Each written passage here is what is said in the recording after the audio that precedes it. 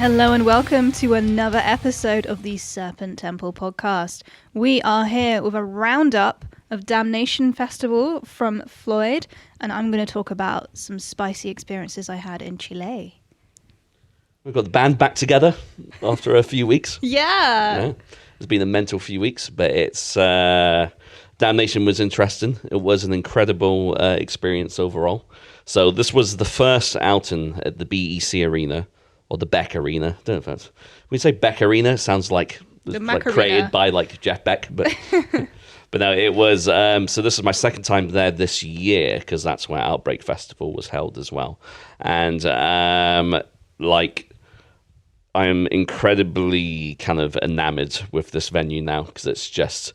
And the thing about Damnation was I always had a great time there, but towards the last few years at Leeds, you could tell it was getting a bit overbooked, and it was just becoming way too hard logistically for the amount of people that were actually attending. Like, you know, you would have to, I was saying this a little bit off camera, like, you know, towards the end when the bigger bands were coming on, you would literally have to leave a set half an hour early to even guarantee to get into like the main hall. And the main stage, I was never the biggest fan of. Like, the sound-wise, it always sounded great, but it was very narrow. So it was like just kind of like a long corridor. Whereas like the main arena, like the main stage at the BEC Arena is super wide, super like open, and it's just really easy to traverse between the three stages. I was actually a bit intrigued to see where they were going to put the third stage, because at Outbreak there was only two, and I was presuming that it was going to be where the skate park was at Outbreak, so which is what they'd done, and they'd done a good job of creating like a third arena there. But it was like a really smooth, like footfall kind of like flow. Like you would walk into one, there was two exits. There was an exit to get directly into the smaller arena, and then there was an exit to get directly into the main arena if you wanted to as well, instead of having to go up and down staircases and, you know, winding around like university halls. So it was, and I think as well, before I get into the actual bands that I've watched, what was also interesting to see Damnation do where Outbreak kind of fell flat a little bit was how they handled the vendors in the outside bit. There wasn't many food vendors at Outbreak, and it just became a bit of a logistical nightmare because they weren't allowing you to bring any of your own food and drink initially, which they had to waive just because it was just, you know, there was about 4 stalls and it was just the queue times were like an hour and a half. Oh my God. Whereas, like, don't get me wrong, at certain points of Damnation, you would be waiting a long time to get stuff. But, like, you know, if you planned it methodically enough, you could get there at certain points where there wasn't so choked with people waiting to queue. And, like, I feel like Damnation had, like, a slightly better setup where they had, like, the merch tent and more seating and a big canopy as well, which Damnation didn't have. There wasn't much seating when Outbreak held the event there. So it was, it was overall, I think it was a pretty successful transition to a new arena, and the bands themselves were, for the most part, like pretty fucking amazing. So first band I watched were a band called Distant, who were a Dutch slam band. And it's funny, we were talking about this off camera, like I had never heard of this band before, but like a slam band was like the last thing I was expecting with a name like Distant. But it was pretty good. It was a good opening act. I noticed they had quite a good t-shirt in their merch tent, in their merch like little setup. They had it's an anime I've been watching called Chainsaw Man. I don't know if you ever heard of it, but they had like Chainsaw Man like underneath the band logo, which I thought was pretty cool.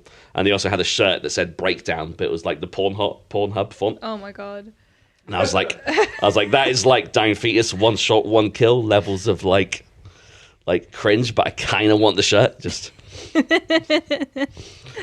sheer cred.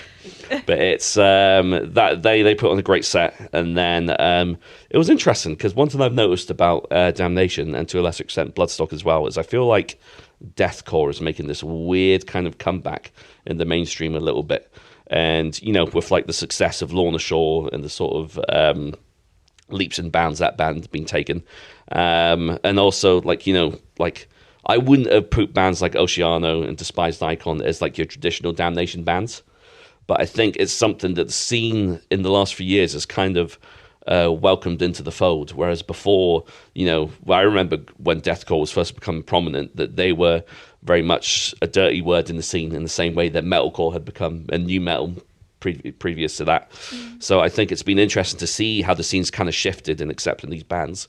And I think that's largely due to the fact that the bands themselves have kind of made a concerted effort to not be as much of a parody of the genre as they used to be. Like, don't get me wrong, like, nothing against Suicide Silence, like, especially like the Mitch Lucker era, but like that is like your archetypal what you expect deathcore to sound like, and that sound I felt like was parodied for quite a few years.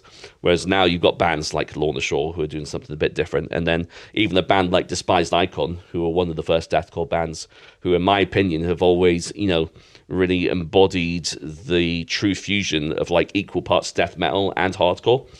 So it wasn't just like a super down-tuned, like, basic, sludgy, like almost Korn-esque style riffs that a lot of new metal bands kind of emboldened. Like, bands like Despised Icon were like one of the first to do it, and they're still, which, I mean, it was one of my highlights of the festival just because they were just one of the bands that I think, even from an early stage, similar to a band like Red Chord as well, took equal parts death metal and hardcore and presented something that was actually really quite unique musically. So, but I'll get into them a little bit when they were on a bit later. But the second band was Oceano, who was yet another deathcore band. They were very good, and like I am not like overly familiar with their material, but I will say the vocalist Adam Warren was fucking unbelievably good live. Like I would say he sounded better than Will Ramos from Lorna Shore, because he's kind of like the new standard bearer for like the extreme vocals.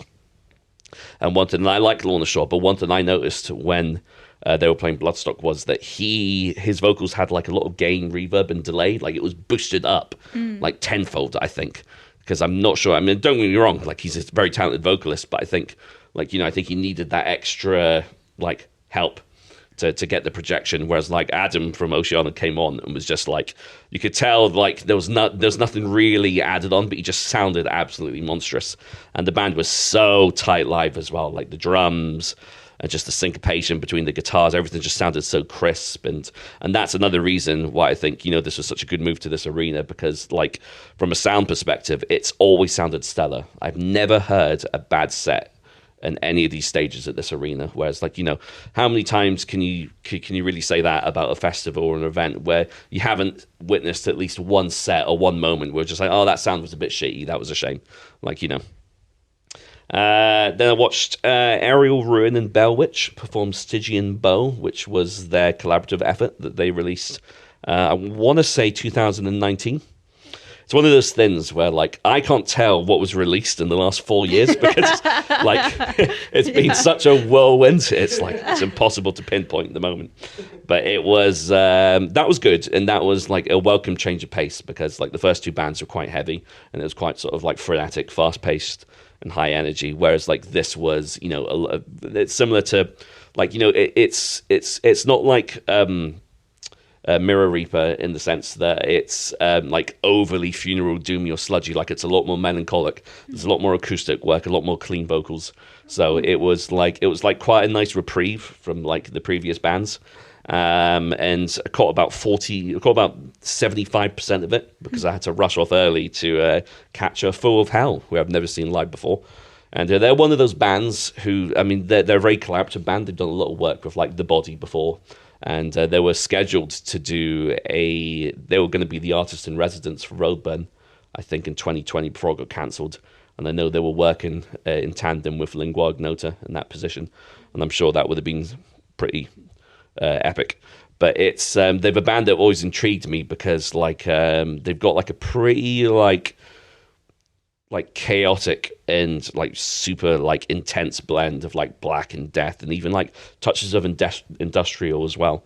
Like the vocalist Dylan, he had like a kind of like a mixing desk like setup where he was like doing like a lot of effects and stuff. Like so he'd spend like 2 minutes like screeching and growling and then go to the desk and like do some effects and stuff. And it was just really like kind of fucking gnarly. I thought it was like really good. They were the one band that suffered a little bit from the sound. So, but I think it's because I was standing on the left, and I think it's just the way maybe the guitars and the vocals were panned, so I moved to the right. I typically tend to stand on the right at gigs. I always find that favors like my ears, because I think maybe because I'm a little bit deaf in one ear. So I found that they sounded far better on the right than they did on the left-hand side of the stage. But that was cool. That was a pretty good set. pretty much there was no bad set, but even if there was, I'm not going to talk about it because I'm captured positivity. But Thought Hell were great, and then it was Pig Destroyer. And one of the main draws of this festival that really drew me in was the fact that they kind of went a bit roadburn this year with their album sets. And so you had Pig Destroyer performing Prowler in the Yard in full. You had Godflesh doing Street Cleaner, At the Gates doing Slaughter of the Soul, and then Converge headlining with Jane Doe. Cool. So Prowler in the Yard, I think I bought that in like 2002, so maybe like a year after it was released, and that was like my first kind of real exposure to grindcore music. So I was absolutely adamant that I wanted a really good position. So for this set, so I was like literally like front left, and do you know what? It's like I hate being at the front for gigs because like I'll just go on record and say I fucking can't stand crowd surfers. Like, nothing against them, but, like, there is nothing more annoying than having to constantly fucking look out for, like, 100 people coming over your head. And like I said, I'm not saying that it should be banned. I'm not saying that I'm, like, that I'm going to fucking, be annoyed at someone crowd surfing over me. But at the same time, it's why I never tend to, like, lurk at the barrier at gigs, because it just becomes a giant pain in the ass, because I feel like you've got to have like fucking like an owl like peripheral vision all the time to keep an eye on whether or not someone's going to land on your head. And spoiler alert, someone did fucking eventually land on my head and jarred my spine. Ugh. But anyway, it was an amazing set, and it really kicked off, and it was they were super tight. Like J.R. Hayes still sounded like an absolute beast on vocals. Like Scott, the guitarist, was like super tight. The sound was impeccable, even at the front. That's another reason why I tend not to go to the front sometimes. Sometimes the sound suffers a bit. But no, it still sounded absolutely amazing, and just like the crowd went absolutely ballistic for it. And it was definitely one of those moments. It was like kind of like a checklist kind of moment for me. It was just like a bucket list sort of thing. So that it was cool to see them, and the first time seeing them, because I'd never seen them live before, but performing Prowler in full. And then, probably for the surprise of the festival, I went to the second stage to watch Misery Index live. Cool. And I know you guys watched Misery Index in Hellfest, right? Yeah. They were so fucking tight. They're really good, yeah. I could not believe how tight they were. And like, I was a little bit apprehensive because I know how proficient they are on record, and sometimes it's just an absolute mess live. But they were just super, super just on point and tight. And like, you could really hear like the similarities between Dying Fetus and them in terms of like something like the riff structures and like the grooviness of some of the riffs. But it's not a rip off of Dying Fetus, but you could tell that that they've shared like some of the history. And it was just absolutely immense. The only thing that annoyed me was there was a smoke machine that was running for about 50 minutes. And I was just like, it was getting super fucking smoky. And I was thinking like, this can't be fucking good for my lungs. But other than that was another fucking great set. And then it was Godflesh performing Street Cleaner. I don't think, because I was speaking to someone else that noticed this, I don't think the drummer was there. I can't remember his bloody name. Really? Well, obviously Justin was there. But like, I think it was just him and another guitarist. Okay. But I caught like most of it. And this is the thing, even though the setup at the BC Arena was much better than Leeds, I was still having to do a lot of hopping and diving around to try and catch bits and bobs of what I wanted to watch, because and this is testament to how good the lineup was, because I was finding myself having to constantly go between stages to try and catch as much of what I wanted to watch as possible. But inevitably I was going to watch Wolves in the Throne Room, but I just needed a break and just had to sit down.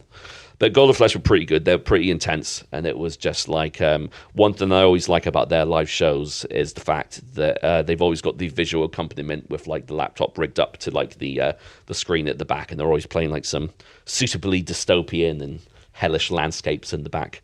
And it works really well on the stage in Damnation because it's got a really big screen, and it's got two massive panels at the side, which at Outbreak they were showing what would eventually become the footage of the live show they were uploading to YouTube. And Damnation were kind of doing something similar. They didn't have as professional a rig as Outbreak had, but they had like a good view of the stage for people that might have been a bit further back. And it just reminds me, I don't know if I've told the story before, but The last time I watched Godflesh, I think it was when they were headlining the Sophie stage at Bloodstock. And what happened was halfway through the gig, the laptop packed in. So you just had like the error screen for like half the gig. It was like, I just thought that was quite amusing, but it was still a sick gig. So they were good. And then after that, I think I had a little break and was preparing myself for Despised Icon. So I was talking about them a little bit earlier on about how they're kind of like one of the pioneering deathcore acts. And they were so insanely tight and energetic live. They've got a cool setup, because for those that don't know, they've got two vocalists. Like one that kind of handles the more traditional hardcore vocals and one that's more of like a death metal vocalist, even does some pig squeals and stuff. But they've just got such a good dynamic on stage, and they've got some of, in my opinion, just the bounciest, grooviest like riffs and breakdowns in the entire scene. And like hearing it live, like people were fucking popping off for it. And it was like being back at Outbreak a little bit, because there was a fair amount of like hardcore dancing and stuff going on. So like people were like throwing down for it. I wasn't, because I'm still retired, but from the pit. But it was just tremendous. And like I said, it was made so much better by the fact, and I've said it already, that it's just so easy to move between stages. Like because it used to really tire me out at Damnation. I know last year we had a big group of us went, and we had a few friends that hadn't been before, and they were just like, "Fuck!" I was like, "This is exhausting." Like, this is so fucking tiring, and that just didn't really feel that at this Damnation at all, because there was enough adequate seating outside. You had enough space to kind of chill if you wanted to, and it was just so smooth. And I think I could see them having a lot of growth and success at continued lineups. And what I would like to see them do now is kind of go with this trend of kind of doing this roadbed thing of booking bands to do exclusive sets and stuff. Because I think if there's one thing this lineup proved was, it was an accident initially because Ministry had to pull out. So, and they couldn't find a suitable replacement in time, which is why they asked the four biggest bands to do these album sets. And in my opinion, that's what became the biggest draw for the festival. I agree, yeah. So I think, there's something in the UK that I think, there's a gap in that market that I think Damnation could really fill. And, let's be honest, I feel like that's the main reason a lot of people go to Roadburn. They come for these specially curated events and sets and stuff, because that's what you want to see. If you're someone like myself or ourselves that have been to a lot of gigs, you've kind of seen it all. There's not really many bands out there that are performing live that you could truly get excited about. So I feel like that's why you need to come in it with a different angle. And I feel like, this happy accident at Damnation of the four bands performing the sets has just ended up being, creating the biggest buzz about the festival for the longest time. Like, everybody online was saying about how it was their favorite Damnation, and everybody was talking about how hyped they were to see, like, these albums performed in full, like, especially Jane Doe, which I'll get to in a second. So it's just, I think, that they've kind of tapped into something there that I think it'd be stupid not to capitalize on. So Despised Icon were great, and then I got Barrier for At the Gates, which was immense. So just to give a little bit of context, I'm sure I've spoken about it on here before, but they were one of the first kind of extreme metal bands, or metal bands in general, that I truly got into. And even though Slaughter of the Soul is not my favorite At the Gates album, it is still widely considered to be one of the most influential and seminal albums of the entire scene, especially for those that are into the more modern wave of heavy metal music that was coming around at the turn of the millennium. So bands like Killswitch, Lamb of God, the metalcore bands, this is, you can pretty much trace the DNA of a lot of those bands that became huge back to At the Gates, and also Carcass as well, with albums like Heartwork. So Slaughter of the Soul is an important album for myself and for the scene, so I felt like I had to be in a good position to see it live, and it was amazing. And they had the original lineup as well, so Anders was back playing the guitar in the band, so it was quite special to see the original lineup playing the original album, which is not often the case, because by the time a band is 25, almost 3 decades deep into their career, it's very rare to have the original lineup still members of the band. So it was cool, and it was amazing. They're always great live, and it was great to hear, tracks on the album that they haven't played in years. And it was just a pretty special moment. It was a shit ton of crowd surfers for that one as well. That's the one where I jarred my neck, but But it was pretty fucking good, and I managed to nab the set list, which was cool. I think I got the set list because the security guard that was directly in front of me, like I kept like catching like a good like 80% of the crowd surfers and just gently handing him over to this guy. So I think there's like he like shook my hand afterwards, and then like the guy, I think it was one of the members of the band, ripped off the set list and gave it to him, and he just gave it straight to me. Oh, that's so nice. And I was like, I normally don't even give a shit about set lists. Like I literally don't care. But that's like a pretty cool But one. at the end of the set, it was my favorite moment of the festival, and this really made me laugh. About 5 people down from me, there was this like kind of like European couple that were also barrier, and towards the end, so the last track, like the guy was like full on like bawling, like actually crying his eyes out. He was obviously so happy to have seen it in full, and like it was like being at a Warning gig again. Oh my god! But it was like he was like full on like sobbing, and while he was sobbing, like this giant guy was crowd surfing and landed directly on his head. It was just this poor guy just there, just like having like a fucking emotional outpour, and he just gets brought back to reality by someone just landing square on his head. Fucking hell! And it was just like, yeah, that was quite amusing. And then after that, I think I was gonna Decapitated were playing afterwards, but I was just fucking absolutely flagging. So I think I took a bit of a drink break, and then just gathered my energy for Converge playing Jane Doe in full. And once again, I saw people crying in the crowd to this as well, especially when they played the title track Jane Doe.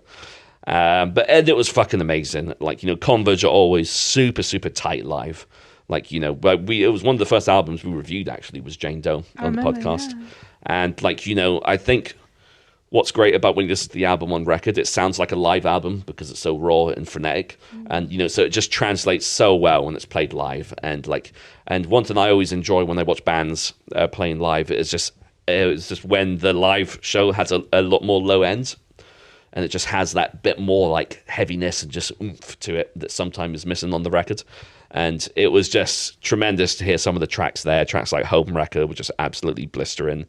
And obviously you got the more mellow track Phoenix in Flames, which is just absolutely just beautiful. And then the title track Jane Doe was amazing.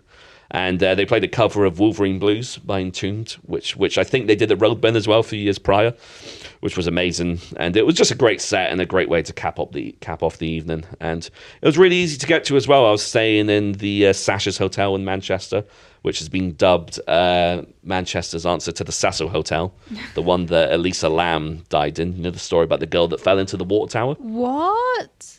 Yeah, just because it looks similar and it's like a bit of a dive, but it's cheap, and it was like... I thought you were like, the Cecil hotels where people at Damnation and Leeds used to stay. I thought it was like that. It was like the new... No, it's the one. It's the one near Skid Row in like San Francisco, where like a lot. Like I think. Roof, right? Yeah.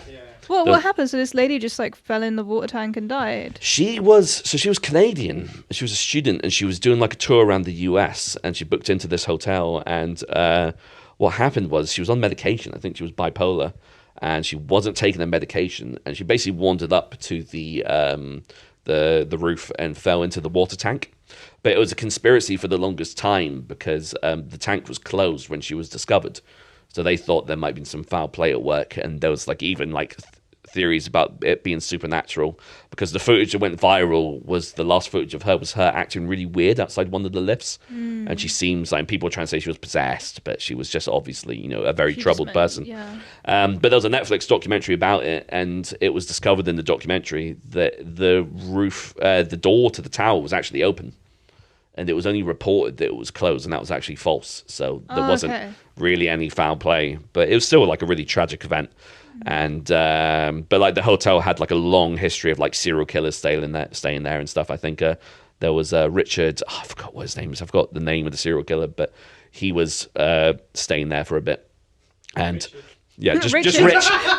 Well-known serial killer. Well-known serial killer, Richard. Dick. Big Rich, yeah.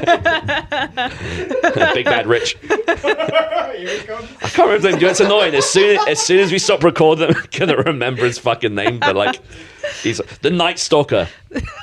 Richard Ramirez. Oh, Ramirez. Right. Richard Ramirez. He's a Night Stalker. Yeah. Nice.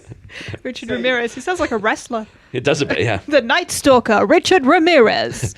But I just want to formally apologise to the Sasha's Hotel in Manchester. That's not me calling it Manchester's answer to the Cecil Hotel. That's how it's been dubbed online. I had a perfectly pleasant time staying there. Okay. And even though they needed ID for me to check in, which I thought was quite rare in a hotel, right? You don't normally need to provide ID. An ID, man. I swear to God. Oh, don't. I know. Sorry, I'm trying to be like, this is like Manchester's answer to the serial killer hotel. And you walk in and they're like, we need to see this guy's ID. Yeah. He said, have you got a passport? Yeah. Well, I actually lied. I said to him, because like I didn't bring my ID, because I just wasn't thinking. Yeah. And I was saying, no, I'm still waiting for it to come back from the office. And I was like, well, have you got a picture of ID? And I was like, I've got a picture of my old passport, which luckily I had. And they let me in. But maybe it must be because I think there's a lot of, there is some nefarious activity that goes on there. Because it is like in this back alley. And like, I don't mind it so much, but like I could see how some people would be a bit apprehensive staying in that part of town. But it was great. And it was, so back to my original point, it was really easy to access the BC Arena. You get a tram right there, which is pretty cool. I like trams. I love how dangerous they are. They're dangerous. Well, I mean, when you go to a place that has a tram network, so whether it be Croydon or Manchester Oh, in case you walk in front of it, right? well, it's so fucking easy to get hit by one. Like, it's literally just like you've got it's just there. You know, they go slow. But you don't hear them. No, and like they are pretty stealthy. So like Stealthy trams. yeah, those damn sneaky stealthy trams. Stalking through the night. Yeah. But it was, it was just great. And like, you know, it's got me hyped for next year and I'm quite excited. It's always a mark of a good festival when you're excited to see what's going to happen the next year. You know, sometimes I've been to a few festivals where I'm being like, oh, that was a bit of a slog. I don't know how I'm going to feel about going next year. I'll just wait and see, that sort of thing. But now I'm just like, that was a fucking like roaring success. So I feel like it'd be great to see, what happens next, and just shout out to the whole team for putting on a spectacular event. Much fun was had by myself and everyone in attendance, it appeared. Who are you hoping to see on the lineup next year? That's a good question. See, now, what was interesting about the lineup, and I was kind of touching on this with when I was commenting about the amount of deathcore that was there. I kind of do feel like it kind of has transitioned away from what would be considered a stereotypical Damnation lineup. So obviously there's nowhere near as much like straight up Black and Death as there used to be.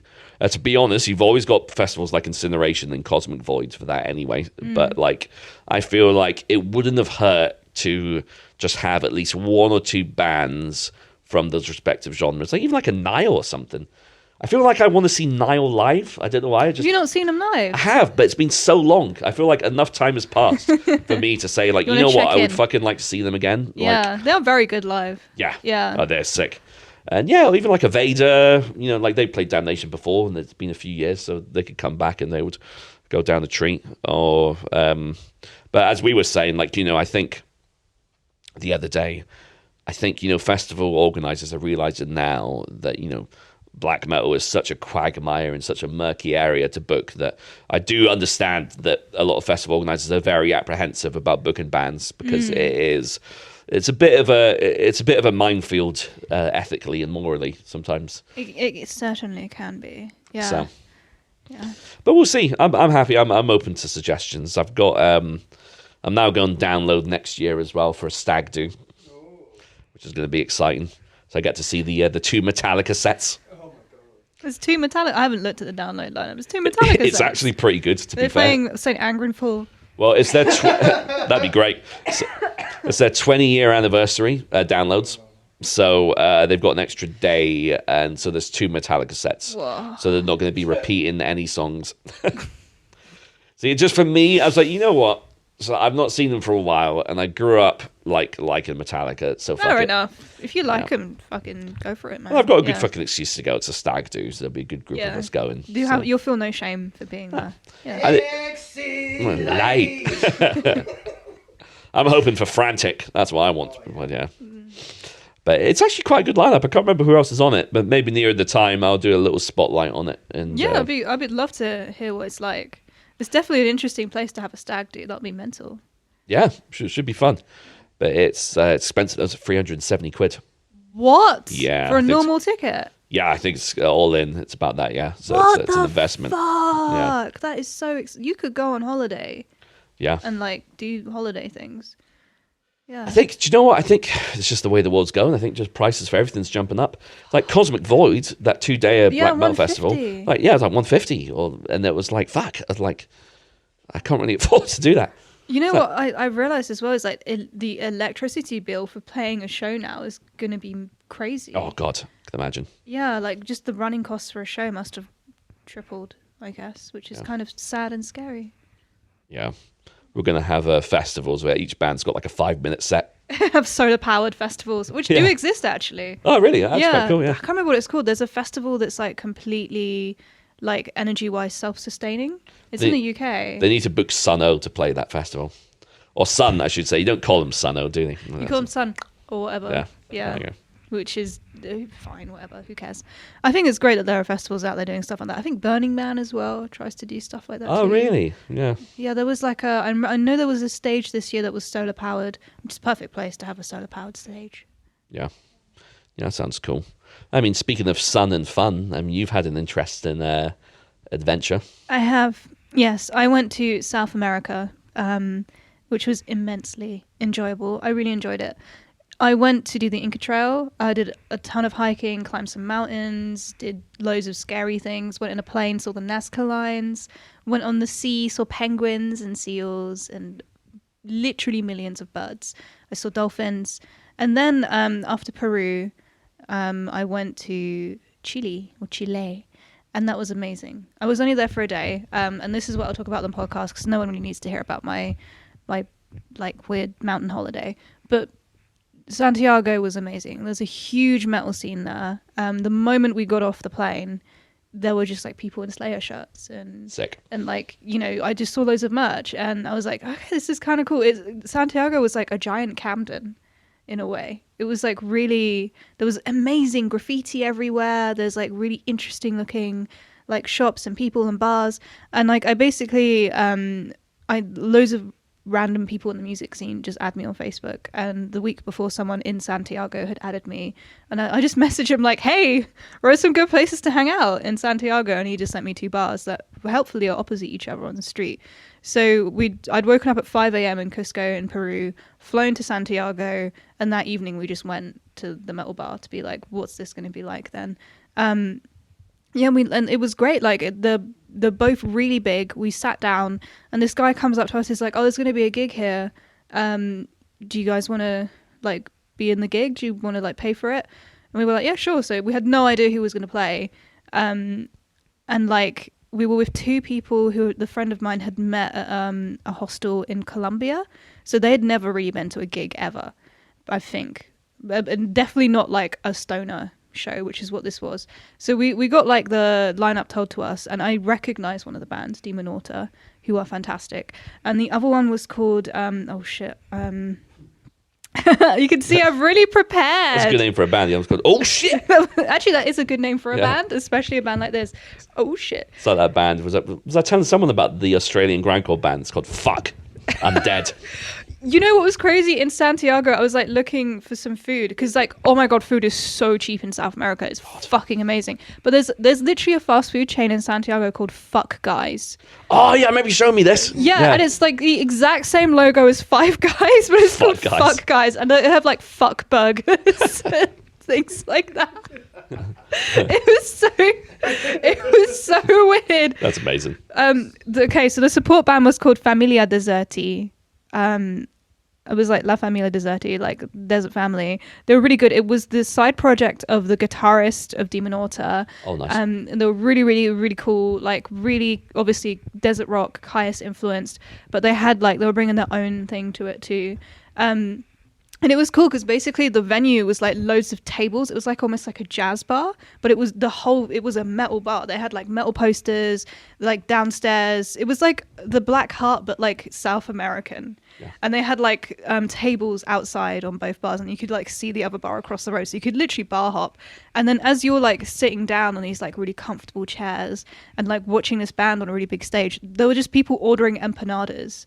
And they were just bringing like warm empanadas, and people were just like chowing down and like hanging with their friends and family. And like all the people there were just like, everyone there is like really beautiful. They have like beautiful hair, beautiful outfits. Like everyone's just cool and chill. Everyone kind of, I could tell everyone knew each other. Like you can tell there's like a really tight scene. And yeah, like we watched the band play, and then like I talked to the guys because like, you know, I'm in a podcast, as everyone here understands. So I was like, I want to talk to the musicians here and see what's going on. And it turned out that like me and one of the members of Demonauta, like kind of we didn't know each other, but we like had each other on social media. So we like recognized each other, which was really cool that you can do that on the other side of the world. That's actually insane when you think about it. It's cool. It was honestly like kind of one of the craziest things that's ever happened to me, because I've just like traversed part of the world, walked into a metal bar, all of this like completely spontaneous. And this guy was just like, hey, you're Nina Saidi. And I was like, Wow. it was really cool. And they were really nice. I talked to like, the guys from Demonauta. David was absolutely wonderful. Their tour manager was really cool. Me and my friend were taking selfies outside the toilet in the bar. And he comes out of the men's toilets and like, obviously we're taking pictures, and he's like, what the fuck? And we're like, oh, sorry, yeah, just taking pictures. And he like also spoke English. Like my friend speaks fluent Spanish. I do not. Yeah, we just started talking, and it turns out he knew a lot of stuff about, I think, the scene in Miami, and he'd done loads of music. And suddenly, you know, we've gone from taking toilet selfies to just talking about music with this person on the other side of the world. It was very surreal, very, very beautiful. The people there are like so passionate about the scene. And I sat down, I started talking to Demonauta backstage after their show, which was amazing. I should talk about that too. Really bloody good band. Check out their album Tierra del Fuego. They have like a lot of music online. You can listen to this on Bandcamp. Support the guys on like Instagram and everything if you can, because like these bands work so hard, and like they're in like South America is a very difficult continent to tour out of. So I was talking to the guys, like there's like basically free promoters in South America, Really? that do like bring in like the bigger bands. So there's like there's like a guy in Chile, there's a guy in I think Argentina, a guy in Brazil. And like they've apparently brought down like Truck Fighters, they brought down Elder, like bands that they really love. But I think if you're a smaller band in South America, trying to get to like Europe, for example, is so difficult. And these guys, like they cared more, they really wanted to know what it was like in Europe. They were so hungry to find out like everything they could about like the scene in the UK, because like obviously there's so much music here. It's like we have an amazing stoner scene here, but I felt so spoiled when I was talking to them, and like I could see they were literally like leaning forward in their seats to be like, what is it like? And I could just tell like these guys really deserve to tour. They deserve to come over to Europe and like get that opportunity that is so much easier for people who aren't like in a completely different continent that isn't normally thought about when you think about these genres. So like I really would love for people to go and check them out and like give them a little bit of time, give them some support, because they're a really, really cool band, really hardworking. And David, he is like he records bands, he's a producer, he like basically uses apparently like really like low-key, he uses like Behringers to do his like recording and stuff, and makes it sound amazing. And like they're very like budget friendly, low budget things to use to do production and stuff with, but he's like an absolute wizard.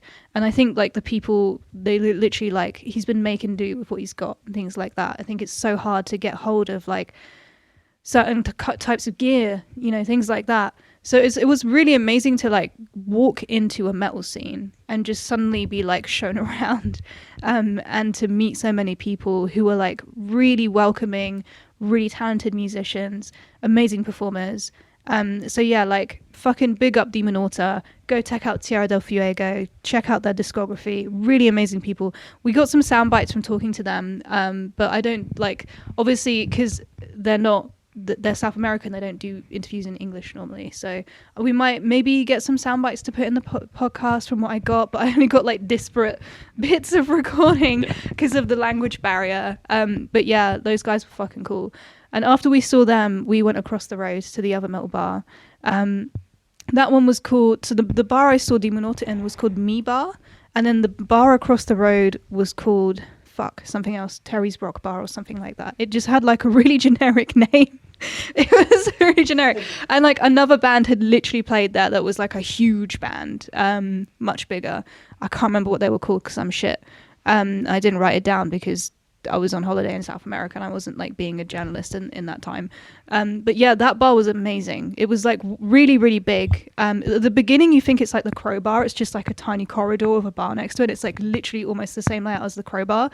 And then you like go in and like there's this huge room with a stage and like a television that's playing football, and like the band was like taking all their stuff down.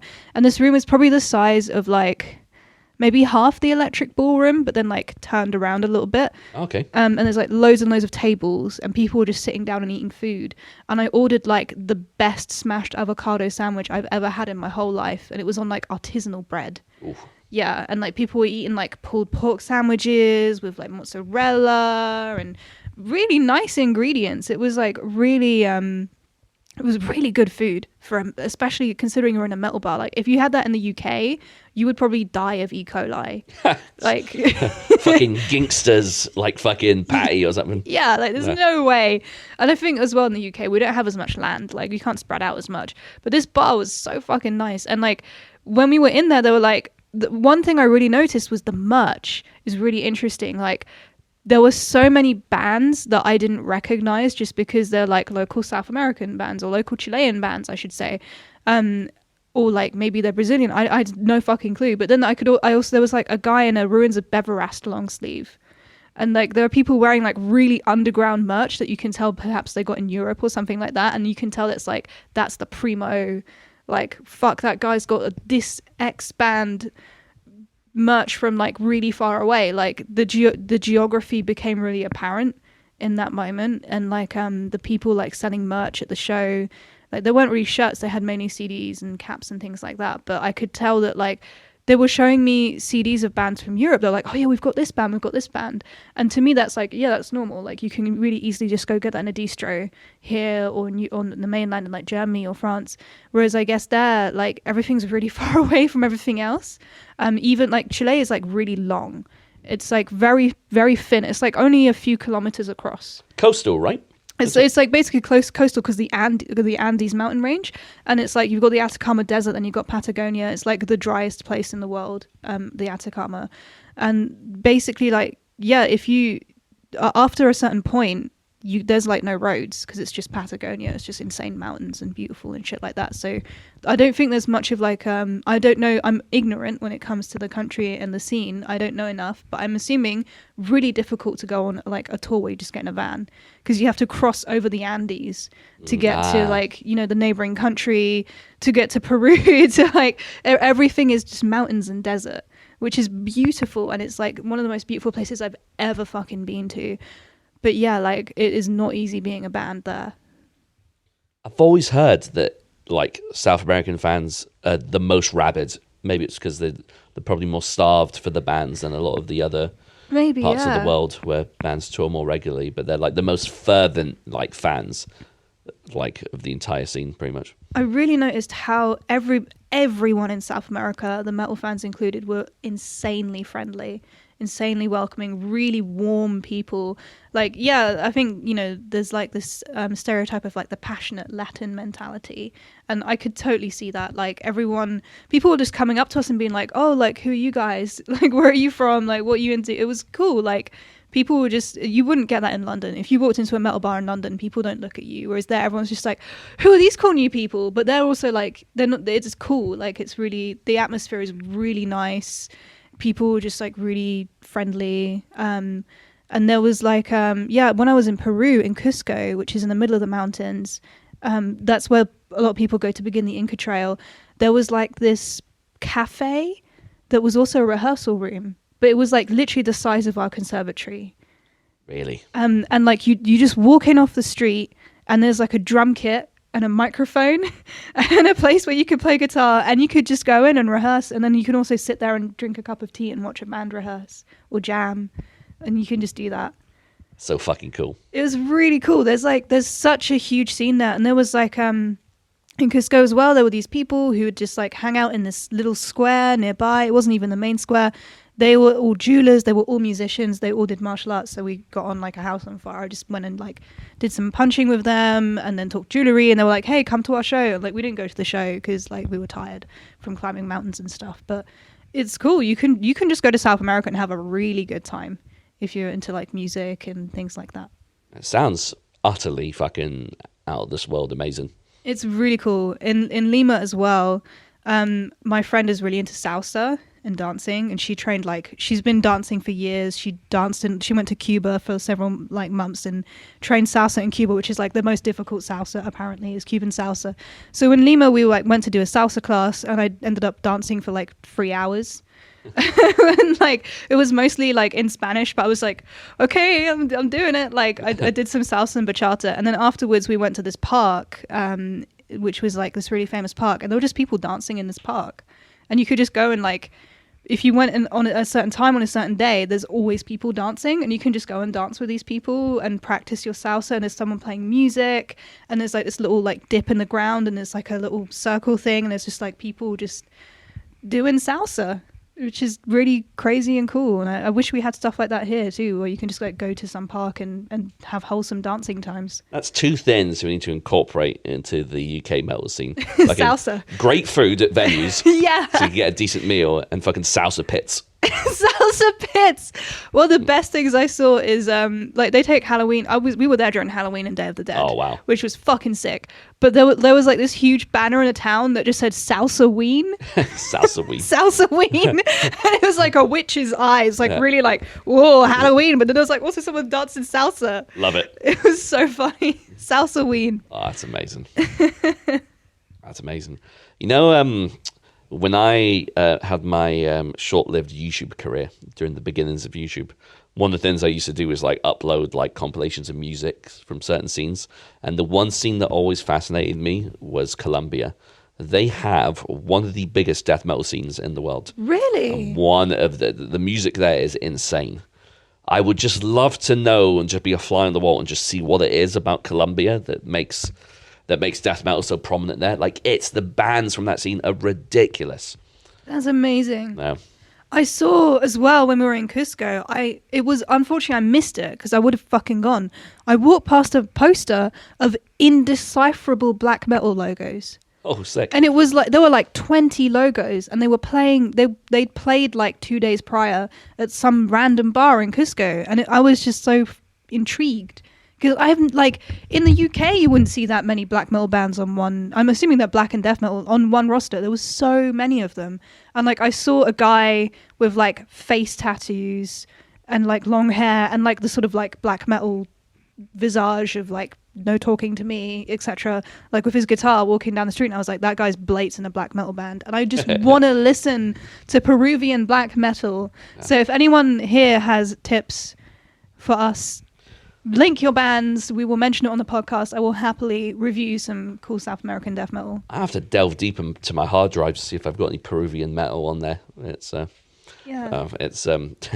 tell you a story about when my hard drive got corrupted. This is pre-streaming, so there's no streaming services. So I used to consume music just through like digital downloads and then free files that I had on the computer. And my hard drive got corrupted once, and I didn't have any backups. It was all on the external hard drive. Fuck. And I was like, I found a place to send it off to repair it. And it wasn't until that it was being repaired that I thought to myself, shit, I've got so much gore grind on there.